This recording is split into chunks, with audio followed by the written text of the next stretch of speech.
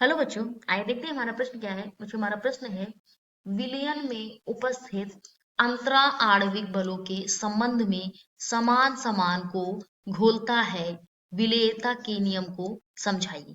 तो आइए बच्चों, सबसे पहले बात करते हैं अपने प्रश्न की मुख्य अवधारणा की। हमारे प्रश्न की मुख्य धारणा क्या है, इसे हम लिख कर देख लेते हैं। मुख्य अवधारणा। बच्चों, प्रश्न की मुख्य अवधारणा बात करेंगे विलेयता के नियम के विषय में जानकारी, या फिर विलेयता के विषय में जानकारी।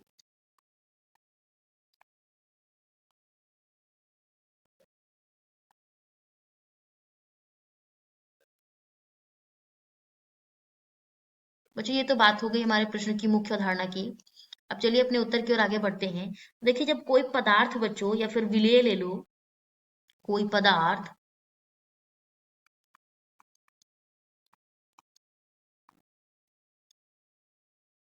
हम इसको लिख लेते हैं ब्रैकेट में विलेय।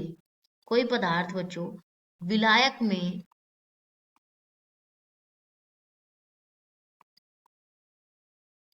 तब घुलता है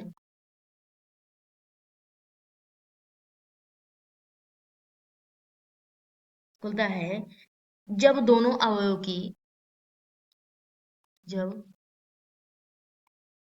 दोनों अवयव की अंतर आणविक, ठीक है बच्चों, जब दोनों अणुओं की अंतर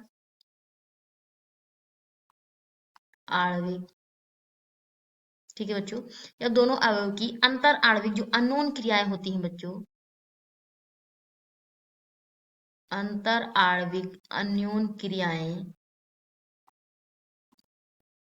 क्या हो बच्चों, समान होती है, तभी बच्चों घुलता है।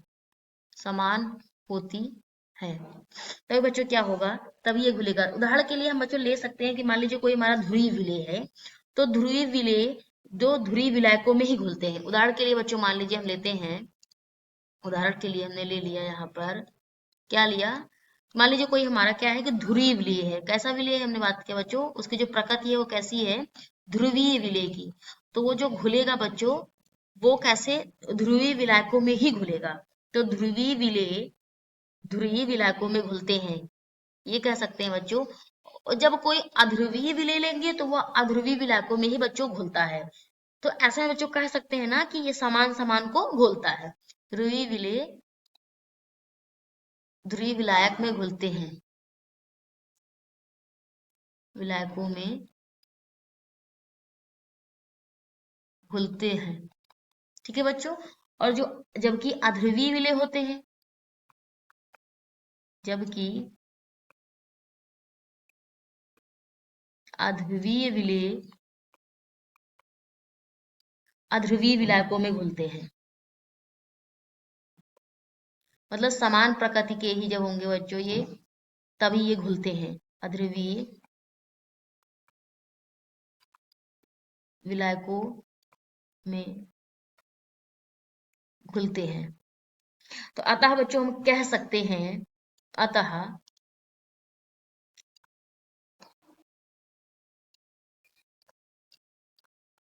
हम कह सकते हैं बच्चों कि समान समान को घोलता है, यानी एक जैसी प्रवृत्ति वाले ही आपस में क्या होते हैं बच्चों, घुलते हैं। समान समान को घोलता है, ठीक है बच्चों।